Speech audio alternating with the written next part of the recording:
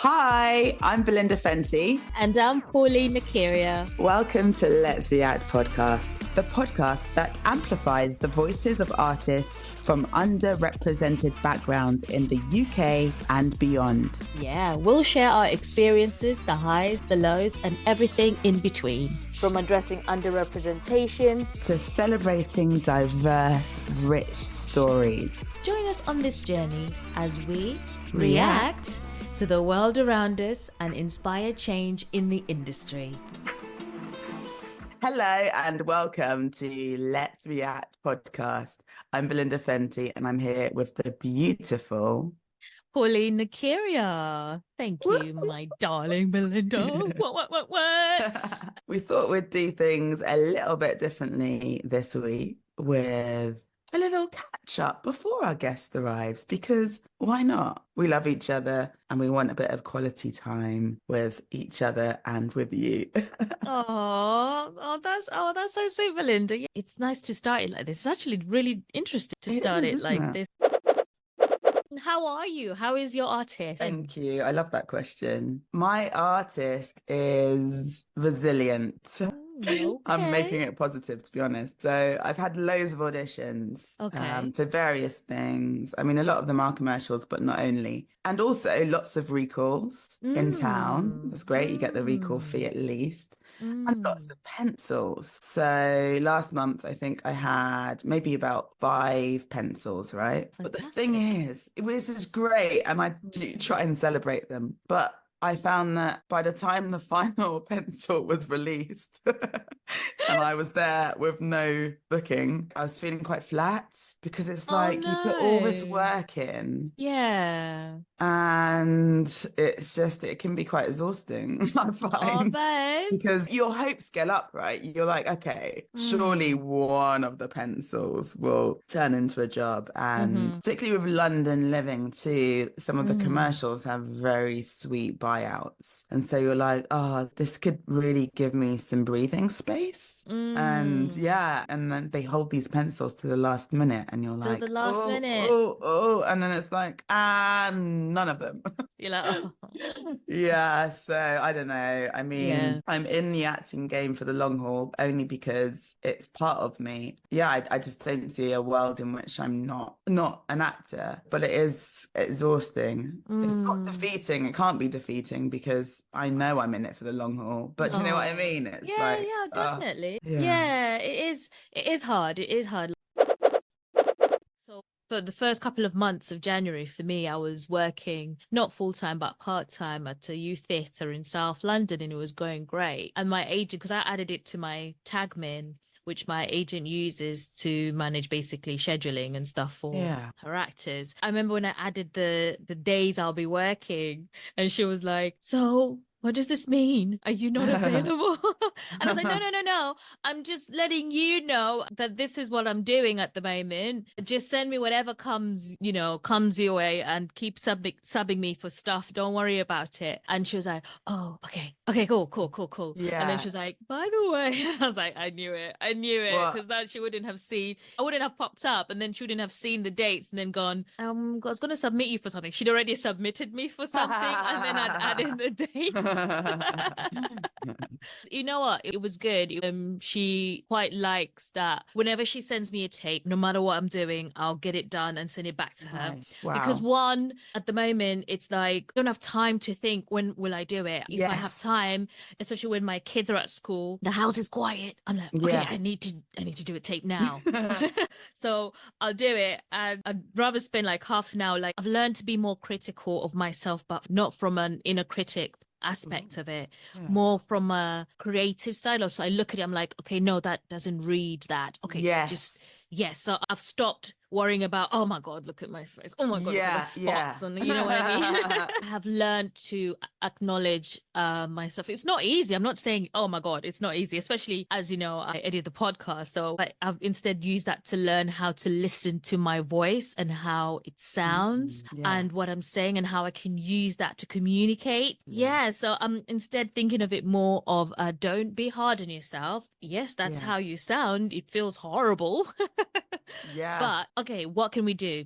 I'm not gonna lie. Honestly, it's the hardest thing I've ever had to do. But I've learned over the years to just get used to that. Totally. Especially after lockdown with self-tapes, you know? I'm the same. I've been thinking similarly. I'm a lot less precious about these self-tapes. We can't afford to be. There is no time. No. Like you as well, you know, when I've been full time and you've got like Monday to Friday and you've literally got 8 self-tapes in 1 week. How could you possibly labor over each one?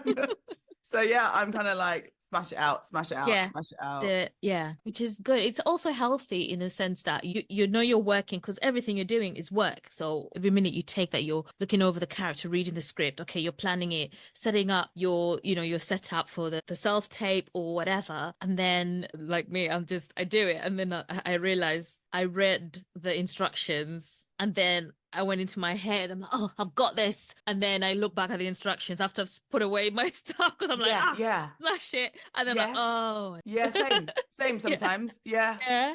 But to be honest, I've been recalled off of one of those. Okay, yeah, because I didn't bother. The bit that I missed was something like talk about yourself for a minute or something. And I'm thinking to myself, I thought I could go back and do this, but I've actually done so many tapes for this particular casting director. Do they really need me to talk about myself again? And I just thought, nah, I can't. Like, I thought that was a good tape. If they see the work and they like it, they're gonna call me in. And I think I did get a recall for that. So. And do you have actually, now you're talking about casting directors, do you have certain casting directors that call you all the time? Yes. Particularly this year, for some reason, the same ones. Yeah, I'm seeing them a lot. I'm seeing them a lot. Yeah, it's interesting, isn't it? How about you? Yeah, there's this one particular casting director. There's 3 of them, but there's this one casting director who keeps calling me for stuff and messaging me for stuff, and it's really nice. Every time I get a tape, I will know.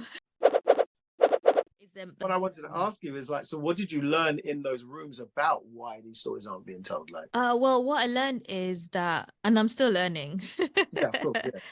They're still ticking boxes, especially when I worked in a TV show. And again, I do that thing. I walk into a room, I look around the room, and then you're like, oh, okay, cool. So it's just 3 of us. And then they wonder why you're all just sat. You don't know each other. You've never met each other. And someone coming up, oh, how do you guys know each other? Oh, we just met. It's like, nonsense. It's true.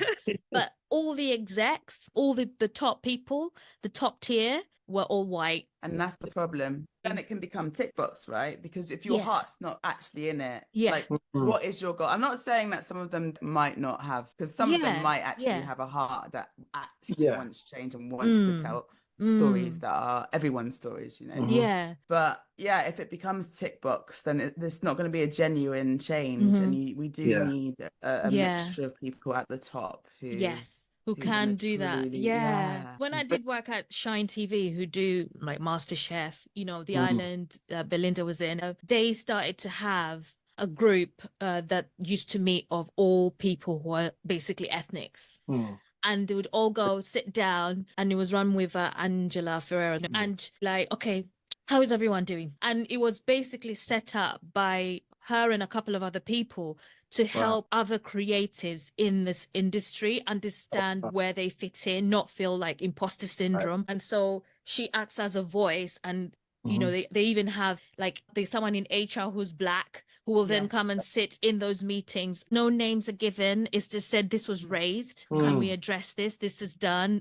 Things like that. And then they allow for another meeting where they allow other people who are white to come in. Okay. But they had a space where it was just Black people, and they'll be like, let's talk, let's do this.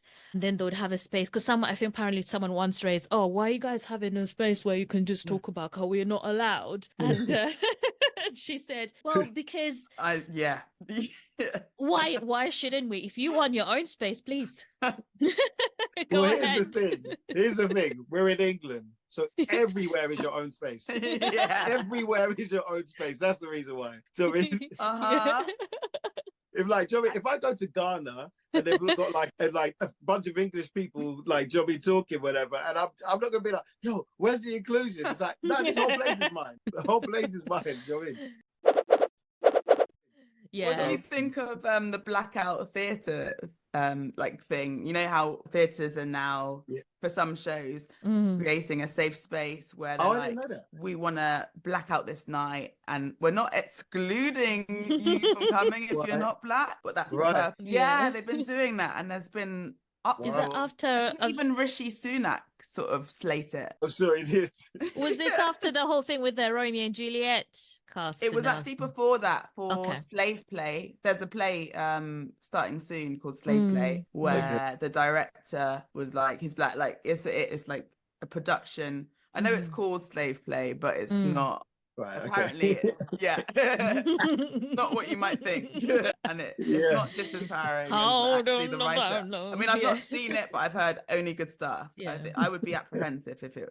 Can you imagine? Yeah, I mean, for me, I just think anything that's going to further us, you know. But there's also a part of me that's just like, just to play heaven's advocate for a second. I don't like saying devil's advocate.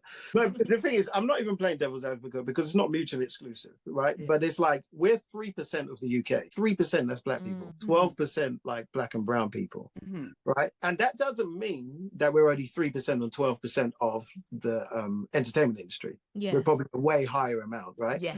And also, like, most of us are in the sort of the big cities, especially London. So the percentage in those specific areas. Exactly. So there should be more diversity, you know? But I just love the fact, whether it's, Belinda, where are you from originally? Barbados and Jamaica. Barbados, okay.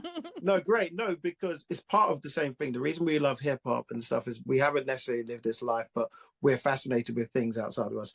And I think that's why, like, we can start from like reggae and Caribbean music. When you go to Ghana, like, everyone's hero is Bob Marley. Do you know what I mean? Like, everyone's, you know what I mean? Like, it's so influential. And it's quite interesting that the West is very accepting of places that outside of the UK, of things that belong to outside the UK, because it's something they've never experienced before. Now you look at Afrobeat and Amapiano, it's the biggest music, right? So sometimes, not all the time, we all know the racism that happens.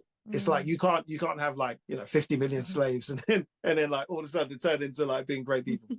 But we all know the racism happened. But at the same time, there were so many opportunities for us, and it's back to just accepting ourselves and being proud of ourselves and saying, this is what we bring to the table, and actually offering something unique, which is who we are, you know? Yes. We have so much to offer. And again, I have a responsibility as a Christian who's a musician to also bring that part of it, because as much as people say people don't want it, people want to hear it because it's different, and nobody has the guts to do it. Nobody's doing it on a certain level. And so it's more of a challenge to us to, not more of a challenge, but it's also a challenge and an opportunity for us to just bring new things to the table, because that's the reasons why, you know, Venus and Serena Williams are the greatest, you know, in a white sport. That's why black players own, you know, like the NFL and the basketball. It's because all the ways you told us, you basically pushed us to be unique. People weren't putting it through their legs in basketball and all of that stuff and dunking. White players were slapping the ball, whatever. Let's be honest, right? Yeah. We changed the game, and every time we step into something, we change the game, you know? Blue ocean effect. Yeah, exactly. Blue ocean strategy, exactly. Yeah. No, that's true. That's actually true, you know, like bringing that flair and everything to it. I don't want it to sound as if we don't need those opportunities as well. We need our own spaces. Believe me, growing up in Brighton, do you know what I mean? Like, I had the church, which sometimes was predominantly black, but at least was like very diverse as like predominantly African really helped me. But like now the church is more mixed, and at times we had like just like Asians as well and all that stuff. So, and also basketball really helped me in Brighton. Like, I remember seeing the Olympics and just seeing all the flags, like they would just do this like massive ceremony, just seeing all these countries I can't pronounce or I had never even heard of. It's like I've met somebody from every single country down a basketball court. I mean, Fantastic. do you know what I mean? Yes. Like, it's just places in Europe that I didn't even know exist, or South America. You just meet people from everywhere, and we speak this language of basketball, which I love. I love that. Like, we do need those spaces. Let's not get into it. We need those spaces, because every room I walk in, I'm the only black guy. In my school, there's 1,600 kids. I was the only black guy. Wow. I had people who wanted to kill me. Like, as in, had knuckle dusters and knives. It was a crazy school. Oh my God. But I've been through it. So there's never a situation where, like, I've had to fight to be here, you know? Wow. So I know what we need. Wow. But also I know how great we are. You know? I know God has given us a little thing, you know, special. And I know that we, you know, it's probably the worst person to quote, but Kanye, in this white man's world, we're the ones chosen, you know? And I don't believe it's a white man's world, but in the setting in the West, it's a white man's world. The way it's been set up. In the West, at least. You know? But there's a lot of opportunities for us, and we just have to take pride in who we are, you know? Yeah, and just... Because one of the things I struggled with, I realized as well, I didn't tell this to Belinda, but it's imposter syndrome can become a thing, because just one person saying, oh, why are you, how do you know that? How are you able to do that? And I'm like, oh gosh, how do I know this? Yes, I just know it. And then I get defensive as well. I'm like, because of this. And what I used to do, I used to deflate. I used to say, whenever someone's asked, oh yeah, I'm like, oh, someone told me this is how it should be. They're like, yeah, that's right. And I realized, no, that person who said that was me, because I knew, I noticed these things. I learned these things by watching, like you said, watching people doing stuff, making mistakes. So I realized I need to start owning my voice. That's my voice. I know that because I just know. I don't know how. I just know that that's not how it should be done, or this is how it should be done.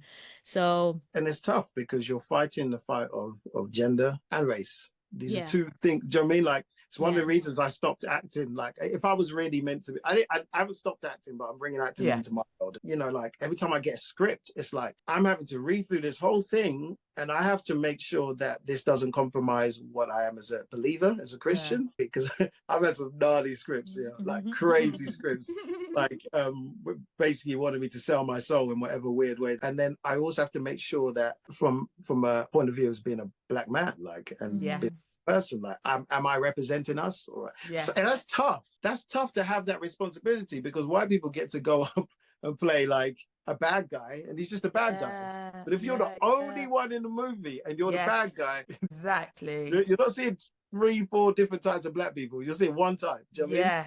It's just it's a lot. Stephen A. Smith said this, like, he's a big sports personality. And he said, when white people go to work, they go to work. He said, when black people go to work, they go with a responsibility. It's like, you represent everyone now. Do you know what I mean? Totally. That's the thing. It's like, if we see a news story and they're telling you about the culprit, like, in my heart, I'm going like, please don't let him be black, please. Do you know what I mean? Like, you're like, don't. And when it's like a relief if they're not, you're like, that's true. It's true. There is that added pressure.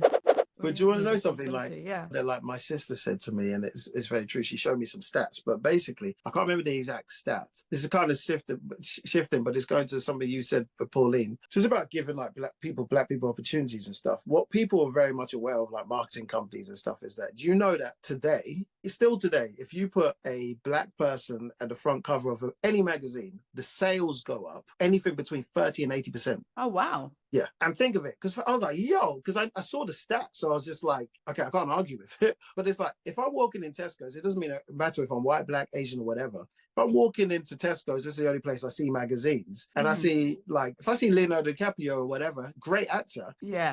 He doesn't move me. I respect him as an actor, but that's about it. But if I saw, like, even what's his name? I can't remember. There's a guy who plays Creed. I was going to say Michael B. Jordan. Michael B. Jordan. Yeah, what you're going to say. You know, but maybe for different reasons. You know what I mean? But you stop and stare, and that's for everything for different reasons.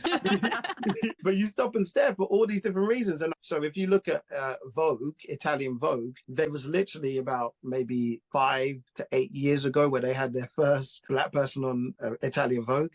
and it was Naomi Campbell, and the sales went up by like 80%. You know, they never had it. They'd put you on other front covers if you were big enough, you know. But when it came to Italian Vogue, which is the originator, they're like, we're not still racist as hell, you know. So when Naomi Campbell went there, it just soared up. So sometimes I speak to people. One conversation I have is really upsetting because if you know me by now, is I'm not a cop out person. Like if you tell me something doesn't work, I'm going against you. And I was working with a guy who I really respect, and I was working with him, and he was just like, oh yes, we need to put some white faces at the front, you know, so you know it's going to sell more and stuff. And I'm like, what is this based on? This is the type of crap I have to put up. Knowing what I know, and you bold-faced telling me the opposite, which is not based on any stats or anything. And you're discrediting your own people to make this sale when you don't even have to. In fact, you should do the opposite. So again, it's about having our own pride, you know, because other people know our value, and it's not always our fault.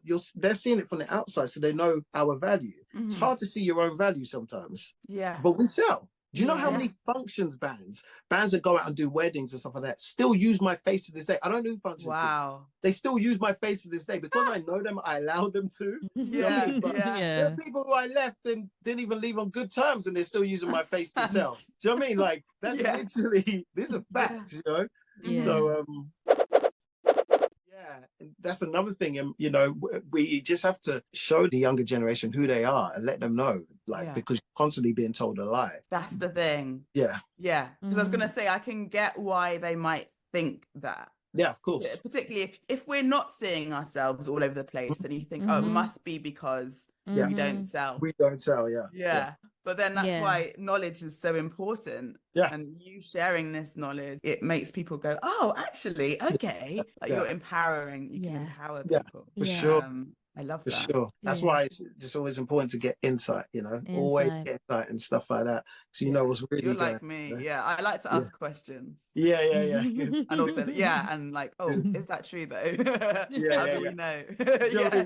Exactly. For me, I like to trust people, especially if I respect you, if you're a friend, I trust you. But I always want a little bit more information or whatever. I actually want to know a lot of stuff about you guys because I should have done more research before I came up. But like, I want to know about you guys. Like, you're in the industry, you're creatives, you're actresses or actors, and you're coming from an experience which is going to be similar to mine, but you're also women. Like, what's happening? Also, when did you decide to do this podcast? It's great. It's fun. Yeah. How did you meet? Do you know what I mean? There's so much stuff. Like, let me interview you guys. I love the tables have turned. No, don't. Belinda, do you want to start? No. I always like to flip it across to Belinda. So it's been a very challenging industry, like as a whole, and especially not knowing where to start with, acting. Because, we met at Kingdom Arts. Yeah. So it was one of those things where it was about whether we could afford drama school and when, if we had the time to go to drama school. So it's doing acting classes when you could and, learning about the industry. And Belinda, we had an amazing teacher, Aaron. You recognize his face. He's been in... I saw him in Paddington. He's been in both of them. He's also in a couple of Channel 4 shows. He was so amazing at... Because, when you're talking about teaching as well as also still a student and practicing, but he would listen to us. Like, even like I can send him an email now and say to him, hey, I need help with something. He will respond. He won't ignore it. He was in school with Martin Freeman. Karen as well. Like all these people, like he was basically studied with them, and he's the one who, you say, get used to hearing your voice, get used to seeing yourself, because you need to do that to learn from yourself as well as not make the same mistake, because actors develop habits that they don't realize they have, like tics, like George Clooney used to do that thing. That kind of thing. And people won't tell you because they think for maybe the that audience, George Clooney used to do something funny with his eyes. Something a bit maybe alluring. Smoldering look. So, but one thing I learned was also trusting in myself in what I do.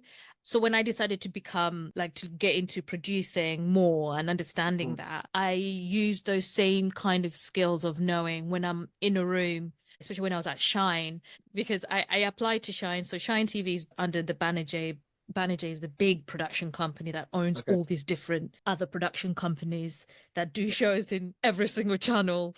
So, like the same company that does Mr. Bean, all those TV comedy shows that you watch, literally, and it's all in this one big building. But I wanted to understand all these things. So when I applied, I just went, because no one will hire me because of my age, and I do know where to start in the industry, so I thought I'd just start here. And she was like, I liked your honesty, so that's why I called you in. But working alongside her was a Black woman, Bianca, who I still put down as a reference, but she said that one of the reasons why she's working there was to try and get as many Black people in. Because she was so glad when I went in, and even though she wasn't there for the interview, she was glad to hear they liked. She was like, I knew it, like it's that thing of, we're not given opportunities, we're not given chances to show what we can do. And a lot of the time, because after COVID, what's then started happening was that people were set up to fail. So because they had to tick a box, they would be like, oh, we need makeup artists who are Black. And they'd go on YouTube or on social media to get the people to do. These are people who do their own makeup, not trained to do that people. So they were kind of setting them up to fail. And instead of setting them up on a trainee level to start off to understand how the things work in the industry, they'll just put them straight to artist skill. And so when things are going on, they're like, oh, you have 5 minutes to get this person ready. And they're like, oh, they were set up to fail. It was disheartening because it's putting people off. You're like, are you being allies? Or are you just saying, I need to take a box, let me just put this person in because they've got the skills? But what skills exactly? So I learned through that, like seeing, watching and talking with her, that no, actually trust in yourself. No, you can do this. So as an actor now, when I do a tape, I don't question my talent. I know what I can do. I just do it. And I was actually talking to Belinda earlier, and I was saying, I get a tape. I don't have time to go, look at my voice. I mean, I didn't get to ask you, how do you feel when you hear your voice, obviously, when you're editing or you're recording things like that with your music. It's learning that I've learned to be more confident in myself as an actor, as a person, as a creative, as an artist, and trusting that I can do it. Like I just need to trust myself more. And for the podcast bit, I think that was a very long answer, Stars. But for the podcast bit, I think the first time I talked about it with Belinda was during lockdown. But it was more like if we could just do read texts from Black writers, different texts, and it doesn't have to be plays, but different, readings, and we just put them out on the podcast. Then it was thinking about copyrights and things like that. And then then I had my son. And then last year I was like, you know what? F it, just do it. But let's maybe talk about our experiences. And I just reached out. Belinda's like, hey, do you remember when I talked about a podcast? Are you still up for it? I sent her a 15-minute video. Do you remember that, Belinda? Yeah, you were hyper that day. I was like, and a couple of voice notes, and thankfully she said yes. It's been great. That's really good. It's really good. It's all transferable skills as well. I was watching someone to do branding earlier, and the lady said she tells entrepreneurs to start podcasts even if nobody's watching, because it makes you better at what you do. You learn so much more. I get that from teaching. I learned so much. I'm like, I need to take some of this advice. I'm saying myself. What about you, Belinda? So for me, look, I embrace and celebrate and wouldn't want it any other way. Like I love my Blackness. I love being a woman. However, I don't really walk around seeing myself as such. I see myself as kind of more. I see myself as something that is sort of energy, and I see my heart and I see my passions and I see what I love to do. And as I said, I love to connect with people, and I've always been different from childhood. I'm used to being unique and different from those around me. So within my council estate, I was different in that I went to a grammar school. All right. So I remember my local friends being, oh, what are you doing? I was like, I've got homework. And they were like, oh, what's that? Like, oh, she's coming asking for a protractor. Isn't she? I just, and then at my school, which was up in Barnet, I grew up in Ladbroke Grove kind of area. So I commuted out to school. but I'm saying it's in Barnet because they were nearly all white again. So I was kind of like different. And then going to medical school, out of a year of 400 people, there were about 10 Black people, and three of us were like Caribbean. Or, do you know, like I'm just used to being in worlds where I'm different. Yes, I see discrimination. Yes, I get angry at things, but I'm not caught up in it, you know.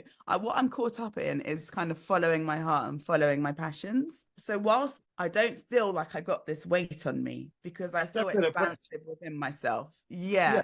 So whilst I know there are problems in the system, I know that, right? I'm not there under the crippling weight of it. I totally believe in myself. Yeah. And because I'm following my heart, I have no option but to follow my heart because that's how I operate. That's what makes me happy. So since I'm in it, I'm in it. Like, and in terms of the acting, I'm very grateful that there are now more and more rich, fruity roles, like you're talking about intersectionality. But yes, not that long ago, as a woman, if you're not like maybe 18 to 25, then the roles that you're going to get are like not really roles, you know, they're window dressing. Now though, we're seeing strong, interesting women of like a lot of ages, all the ages, older, like 50s, 60s, and they're doing cool stuff, you know, that's exciting. And same with Global Majority, we're now seeing particularly Black. I think there's a lot of work to be done. Like I rarely see like people from, I don't know, like China, Japan, but like there's a lot. However, we're getting more and more, and you have people from the States who are lifting us up, like Shonda Rhimes, right? She's done so much for us. She's done so much for inclusion, and I'm excited about that. And if it wasn't there, you'd still find me. You'd still find me here doing what I'm doing, and maybe writing more and thinking, well, if I can't find the stories I want to tell, I'm gonna write them myself. But I would be here regardless because my heart's in it. It's part of me. We're interlinked. I like it. It's almost like there's two ends of the spectrum. You've got people who are just like, we've been oppressed, and then that's why I'm not successful. And I'm not even going into the whole, you shouldn't blame other people. It's almost like it's sad to see you genuinely think you can't move because of this. And then you've got people I find, which is kind of the worst, who are kind of like, no, there's no problems. No, they're Black people. Try to tell you there's no problems. It's like both of these things, that nuance is true. Yes. It's a fact that these things are going on. But there's a difference between somebody trying to oppress me and somebody oppressing me. Yes. When I was at school at Dorothy Stringer, 1,300, 1,600 white kids. There were a bunch of people who I didn't realize until my Nigerian friend broke it down to me. He said that, Jake, you came in to this school. He wasn't even there, but he met some of the students there who tried to beat him up. Do you know what I mean? So he wasn't even used to this. So he kind of used to laugh at me when I tell my stories until we saw it in action. He's like, these guys would beat me up for no reason. But he said to me, Jake, you came into the school knowing who you are, as a Christian and being an African, and you didn't apologize for it. And they weren't used for this because every single other Black person that came in or mixed race person would sort of either choose the white side or cower. And for me, I wasn't raised like, you don't pretend you're something you're not. Like, that's not what you do. Like, you're proud. Like, I was raised to be quite proud, if I'm honest. Do you know what I mean? And, like, who I am and stuff. And that just agitated racist people more and more. So then they wanted to oppress me. But they're trying to oppress me. They can't actually oppress me, right? Do you know what I mean? I like what you're saying about that. So you guys are seeing more female Black roles as well? Because don't you feel like Netflix has changed the game, right? Yeah.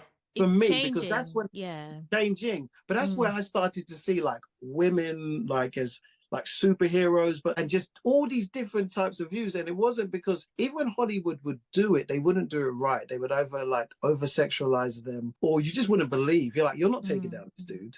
But then you like look at like some of the Netflix, I can't remember what they were, but there was just all these different things. There's just so many cool different stories. Is that what you guys are finding?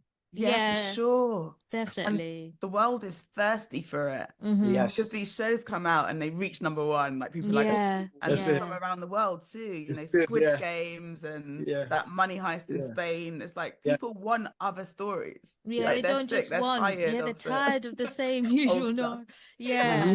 It's true, because like if you're eating the same thing every day, you get bored of it. Yeah, You that's start it. to want to try something else, and people are realizing like how much they love the different.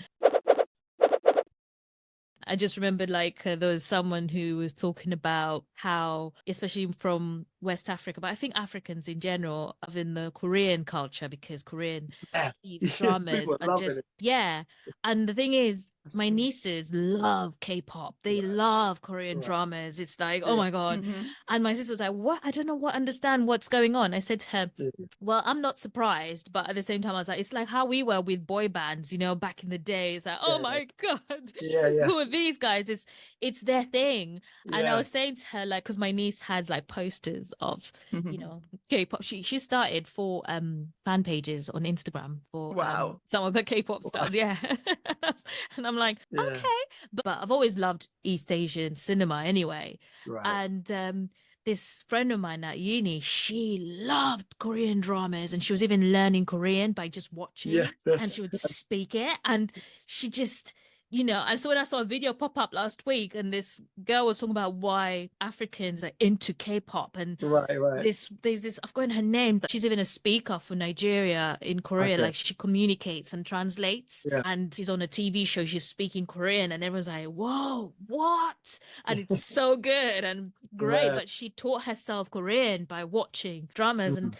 it's just people are becoming much more aware of the things that they didn't know, kind of like computers and algorithms now Yeah. starting to learn. Yeah. So Yeah, yeah, it yeah. is the same It's thing. It's the refreshing. algorithms. They're learning. This is Yeah. not, people don't want this anymore. They People are want, sharing themselves. Michaela yeah. Cole, right? And that That's it. her show was incredible. That I May Destroy You. I know she's done other stuff prior, Mm, but Yeah. particularly I May Destroy You was Mm. so brilliant for me because she was clearly sharing herself in it. Right. mm, She Specific. bled her own blood into that. It was mm. so truthful and honest and Yeah. powerful and Yeah. brave and inspiring. But it's like, obviously the internet has just made the whole world global. So now Mm, we can see what we're missing, as you guys said, like we can see mm. what we're missing. And it's like the walls being pulled from, all right. So I mean, it's like Yeah. Hollywood was like, well, this is what people want to see. It's like, you're just lying because this is what you want Yeah, to show, lies. You know? It's like Yeah. even when people go, oh yeah, sex sells. It's like whatever you want to will sell because you're Yeah. pushing it. Do you know what I mean? Like, Yeah, for sure. people want to see white faces. And it's like, it turns out we want to see a lot of things. Do you know what I mean? Yeah. Like, so I'm glad about that. And it's really good because as somebody who's always trying to problem solve, especially in the creative areas, like as far as business and all of that stuff, it's very hard to hear Black women saying that once you get to a certain age, which is very young, saying that there's no roles. Do you know what I mean? And because you're doing what you're supposed to do, you're an actress. You're like, do you know what I mean? You're doing Yeah. what you're supposed to do. There should be platforms to do that. And another one is like dancers. Do you know when you see like some Yeah, I amazing dancers? I'm like, know. how do you guys make money out in this situation? Do you know what I mean? They're so Yeah. exploited and stuff. So I'm always trying to think of ways to like about dancers as well and stuff like that. But And it's beautiful when you do see these older dancers because I remember seeing a show. I go to the Place in King's Cross, and yeah, they're just more inclusive in a way. And I've yeah, seen like I know dancers in their maybe 50 to 60 right, age. They've used. They're yeah, not trying to be sort of perfect. What they're yeah, doing is they're using. So maybe they've got a bit of pain somewhere, but they're yeah. using it within their Wow. Okay. dance, and Wow. it creates something Yeah, that could not be created by someone younger. yeah, And yeah, the story is told in a different way, and it yeah, hits me more in a way. Like, yeah. yeah. Even young dancers, I'm just like, how are you guys making money out of this? Like, do you know what I mean? Oh Like, yeah, yeah. because you just see, like, I think it was the Olympics where it was like the only people that didn't get paid were like the dancers. Oh Because no. musicians union kicked off, they're like, you're paying our musicians, Yeah. like with the actors union, like and all this stuff. Yeah. There was like nothing for like dancers. So I'm always find That's that interesting. true. Can you tell us some of the things that are on your bucket list? On my Because bucket I list. know that there's stuff that we've not spoken about that Oh, are wait. things that one day you will dabble in. Yeah, yeah, yeah. I For just sure. know it, I can tell. Oh no, I've got a bunch of stuff. like, so I mean, my first thing that I'm doing now is I'm creating this I don't want to say syllabus, but like I'm creating the syllabus sounds really boring. I'm creating an event for like as I said, creatives who are trying to understand the music industry and understanding being a freelancer and stuff, and help them build a brand and solving that problem. That's called Geeks. And then I've got plans, like I've got plans for something I call theatrical musical concert, which I can't say anything about because Okay. I don't want, Yeah. I don't want anyone to. Yeah. But like that's where the acting comes back in as well, and the storytelling, and I did bits of like stand-up comedy. There was a season where I did like stand-up. This is the one area in the arts where it's like you can't hide. Like if I'm singing and I close my eyes, everyone's like, "Oh, he's really into the song." If I'm acting and I look into the other person's eyes, like I'm in the scene. But stand-up comedy's in front of an audience. They say whether it's funny or not. There's nowhere to run. So I did that for a bit. I loved the craft of it. I fell in love with putting stuff together. So I think that all plays into the public speaking and the performance and stuff like that. And if I'm more honest, there's also the basketball area which I feel like, because I coach my nephew, really, really close to my nephew. He's 6 years old, just turned 6. Aww. And I coach him as part of like a big squad. I won't go into a long story about it, but they want me to take more of a role there, like, and get like proper coaching certificates. But there's also events I want to do for there. I think there's a lot of events I want to do. Nice. A lot of events and a lot of merging, you know? Yeah. So, yeah. That's I've just beautiful because a bunch of things, yeah. Kind of because you care and because you like to share. Yeah. That fits good perfectly. Yeah, you're right. Yeah. That's good. Nice. You guys, I would like to hope you understand yourself better as an artist. Like, you know what you want, like, talking about the music and how you want to connect all these things that, doing the business side, but you now know what you want and where you're going. So, which is a good thing. Yes. And I think a massive part of that, this will be the last thing I say, I think a massive part of that, and I think you guys will agree, is accepting yourself. Because a lot of the stuff but you just don't accept because you feel like you want something else, or you feel, do you know what I mean? Or you're not happy with, I don't know, like, but for me, it's a lot of it has been a sort of like, okay, this is who I am. It's okay. This is what I want to do. It's okay. Final question, Jake. I know you said that was the last thing you're going to say, but we always ask our guests this one question. No, you're good. If you could recommend something to our listeners, anything at all, and I'm talking about maybe like a play, a song, a book, a TV show. What is your recommendation for our listeners? I mean, that's an easy one. I'll try and think of two because the easy one would be the Bible. Oh, I love that. Yeah, no one said that yet. So yeah, because like somebody said, Cindy Trim said, school teaches people how to learn. The Bible teaches you how to think. And with all of this stuff that motivational speakers are like, so much a man thinketh, so is he. And like you can do anything you put your mind. All of this stuff is from the Bible, right? And you just got this like universal principles and truth in there.